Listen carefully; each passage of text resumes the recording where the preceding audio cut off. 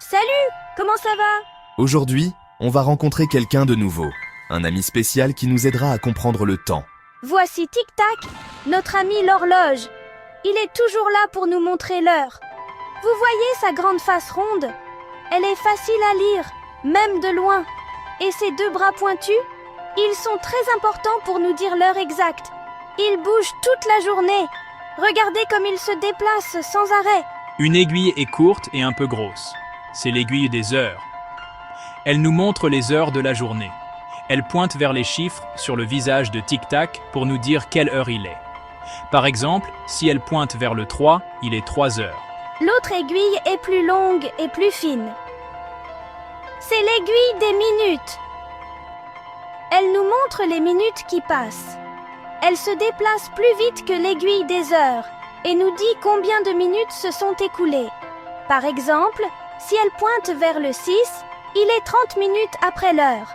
Tic Tac nous aide à savoir quand il est l'heure des choses amusantes, comme jouer à des jeux. Il est toujours là pour nous rappeler de nous amuser, ou prendre de délicieux goûters. Grâce à Tic Tac, nous savons toujours quand il est temps de manger et de profiter de nos collations préférées. Jouons à un jeu.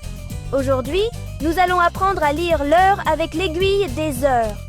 Quand la petite aiguille des heures pointe vers le chiffre 1, cela signifie qu'il est une heure. Il est une heure. C'est simple, n'est-ce pas? Si l'aiguille des heures est sur le 2, cela veut dire qu'il est 2 heures. Il est 2 heures. Vous commencez à comprendre. Vous voyez comme c'est facile. Continuons.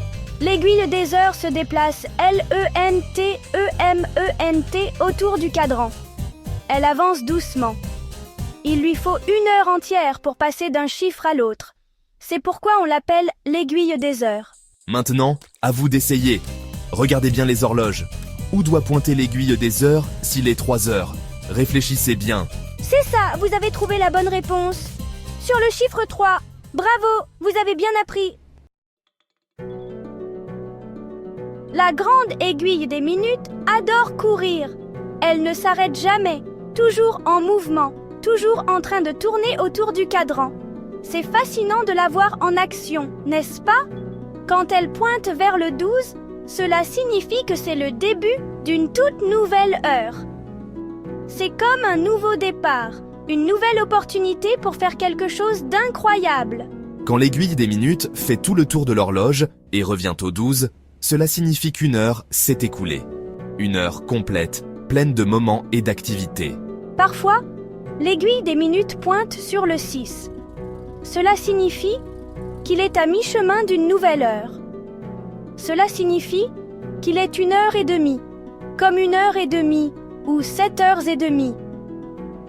C'est le moment parfait pour une pause ou pour commencer quelque chose de nouveau. Pouvez-vous deviner ce que cela signifie lorsque l'aiguille des minutes pointe sur le 3? C'est un moment spécial, un quart d'heure est passé.